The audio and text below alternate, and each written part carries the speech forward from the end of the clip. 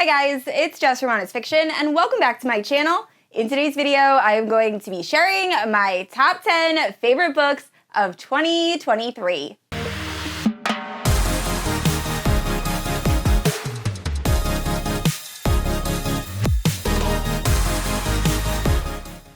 Alright guys, so this is my favorite video to film every year, talking about my top reads of the year. So most of the books on here are fantasy romance. There are a couple contemporary romances, and these books are in no particular order except for my final book, which is my top book of the year. A lot of you already probably know what it is. I've been talking about it pretty much all year, but I'm so excited to talk about these books with you guys.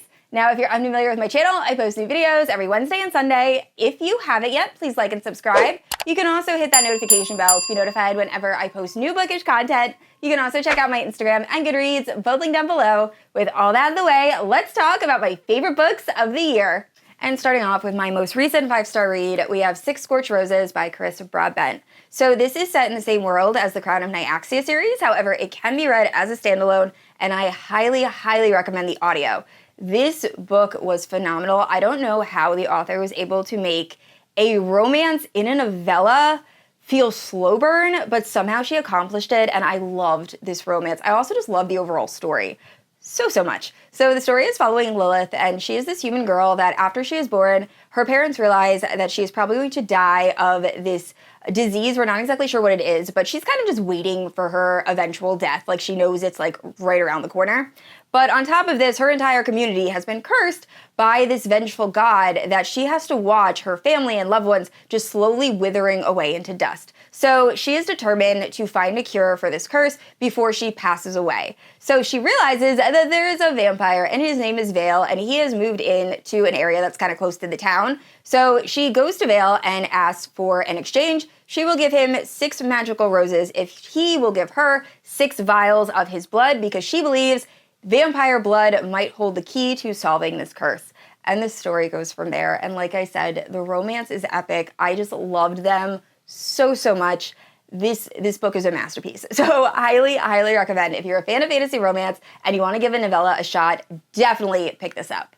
And next up, to no one's surprise, is The Ballad of Never After by Stephanie Garber. This is the second book in the Once Upon a Broken Heart series. Now, I know all of you have heard me talk about this book ad nauseum, so we're going to make this very brief. If you're unfamiliar with this series, we are following Evangeline Fox. She is a human girl that is desperately in love with her best friend. However, her best friend is set to marry her stepsister. So Evangeline goes to Jack, the Fate of Broken Hearts, and begs him to stop the wedding, and in exchange, she will give him 3 kisses of the men of his choosing, and the story goes from there. It is very whimsical. The story literally feels like you're stepping into a fairy tale. I loved everything about the first and second book. The third book left a little bit to be desired. However, overall, this book makes the series worth reading. I loved everything about it. I think it had the right amount of action and angst and longing, and just, it was perfect. So highly recommend. I just love this book so much. And this next book is another recent read, and I wasn't sure if I wanted to include it as one of my top 10 books of the year, just because I had 2 pretty big issues with the book: pacing, and then the ending uses a trope that I am not a huge fan of. However, I cannot stop thinking about Anastasia by Sophie Lark since I finished it. It is one of my favorite fantasy romances. It has been quite a while since I have felt so immersed in a fantasy romance story, and I think that is a testament to how well Sophie Lark wrote this book. I do agree that the pacing is very slow, especially when you compare it to Sophie Lark's spicier Mafia romance series. I love those books. I read all of those books 4 to 5 stars. However, they are very fast-paced, and there is a lot of spice. This book takes a very long time to get going. However, I think spending so much time with Anastasia and her family, learning the dynamics of this world, really is worth it, and the payoff at the end is superb. I loved it. I love this book so much. Also, I love the original Anastasia movie and cartoon, and this has so many nods to it. And it was just so atmospheric and like the perfect book to read in December. So if you have been nervous to pick this up, definitely give it a try. I will say, the beginning, it takes a long time for the action to start, but the slow burn, like enemies to friends to lovers romance, is so good. So highly recommend. And next up is Heartless by Elsie Silver. So I never in a million years would have thought a cowboy romance would be in my top 10 favorite books of the year. However, this book has the perfect amount of spice, of humor. It is just so good. It is single dad, age gap, nanny. I loved this book. I read this book in one sitting while I was on a family vacation. I just could not put it down. So the story is following Willa and Cade. So Cade Eden is a single dad. He's working on his family's ranch, and he is looking for help with his 8-year-old son. So he ends up hiring Willa, who is a young bartender who has no experience working with kids. She is also very extroverted, and Cade is a little bit more reserved, a little bit more stoic. So they are complete opposites. But Willa and Cade's son immediately click, and it is Willa and Cade's romance. And I lived for their romance. It was so good. I loved that Cade just couldn't stay serious around Willa, and she always put him in these like horrible positions that were also kind of comical. And I just love this book so much. So overall, I ended up loving the Chestnut Spring series. I didn't love the first book, Flawless. However, this book I rated 5 stars, and all of the other books I rated 4 stars. So highly recommend. And I know a lot of you are going to disagree with this, but Fourth Wing by Rebecca Yarros was one of my favorite books of the year. I just thought this was such a fun start to a series, and it also gave me all of those like butterflies that ACOTAR did when I first read it. So I am so excited to see what happens with the series moving forward. I will say Iron Flame I didn't love quite as much as Fourth Wing. I just feel like that book, it has like second book syndrome a little bit. But this book in particular, I absolutely adored. So if you're unfamiliar with the plot of Fourth Wing, we are following Violet Sorrengail. She was born believing that she was going to join the Scribe Quadrant, who are in charge of kind of like documenting the history of this community. But instead, her general rider mother tells her that no daughter of hers is going to become a scribe, and instead she is going to have to compete at the Dragon Quadrant, where she will compete against other cadets in the hopes of surviving long enough to bond with a dragon and gain magical abilities.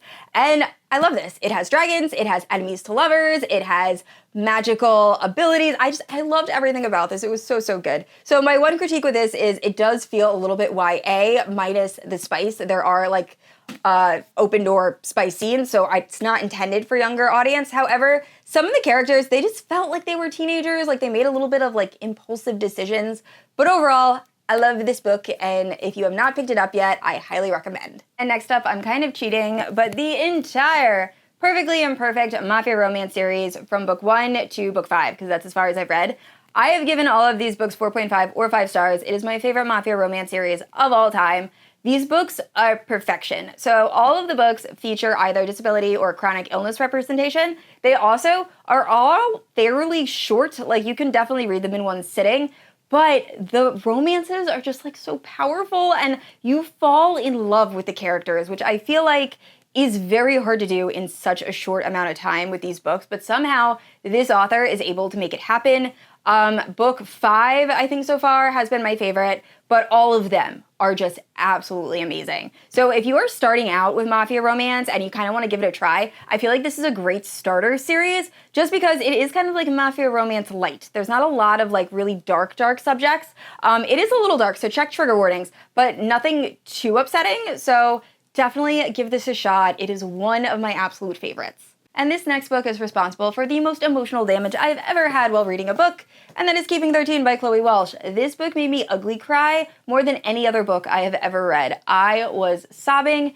This book is so emotionally draining, but also it heals you at the end, and it is just a beautiful story. If you have not read the Boys of Tommen series, I highly recommend. I've only read the first 2 books. The first 2 books are following the same couple, Shannon and Johnny. So Shannon is a 15-year-old girl at the start of her story, and she has a terrible home life. Her father is verbally and physically abusive. He's also an alcoholic, and she is just trying to get by. However, her life at school is just as bad. She is being bullied relentlessly to the point that her mother says she is going to take her out of school and send her to Tommen University. So on Shannon's first day at Tommen University, she is walking past the rugby court and she ends up getting knocked unconscious by a rugby ball. And when she wakes up, standing over her is Johnny Kavanagh, and it is their romance.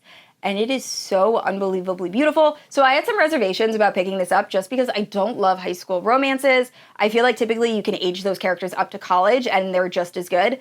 But I feel like you needed them to be in high school. I needed to see these 2 people really try to understand each other just because they come from such different upbringings. So Johnny has lived a pretty privileged life. However, he is going through his own trauma of trying to play rugby at almost a professional level with a severe injury that he's not telling anyone about. But then you have Shannon, who has been keeping secrets from everyone she loves because her home life is honestly dangerous and she's embarrassed of it. And not that she should be, she really doesn't have anyone to depend on.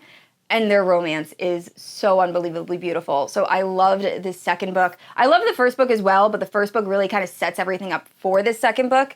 And I can't wait to read the rest of the Boys of Tommen series in 2024. And next up is Maestro by Auden. So I actually read this as part of a collab I did with Cheyenne from the channel That Tall Book Girl, where we both took over each other's TBRs. And I am so thankful that she recommended this book because this book was not on my radar at all, and I never would have picked it up. However, it was so beautiful. It was such a good story. So we are following these two students that are both auditioning to be part of this. It's almost like Juilliard type program in music. And they instantly have this connection. So the guy or the boy is from, I think, Britain, from the UK. And he has this whole like cool guy persona. And then the girl is kind of still finding herself, but they instantly become best friends and they start like a pen pal relationship, and they both end up getting accepted to this music program where a romance soon blossoms. But then things end up going awry when something happens and they end up separating for a while, and it's really just their romance over the course of about 20 years.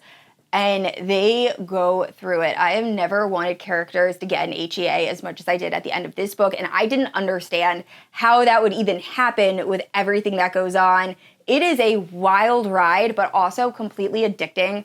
I think I sent Cheyenne like 16 voice memos while I was reading it because I would think I knew what was gonna happen and then be completely wrong, and it was just such an up and down romance, but these people felt like soulmates. Like you knew they had to be together, but there was just so many obstacles in the way. It kind of has the similar, not in terms of like plot, but in terms of the type of romance as a Love Letter to Whiskey, like same sort of like angsty, right person, wrong time feel. But overall, if you have not picked up Maestro by Auden, I highly recommend. It was absolutely amazing. And this year I discovered fanfiction, and I am so happy I did because my top two books of the year are both fanfics.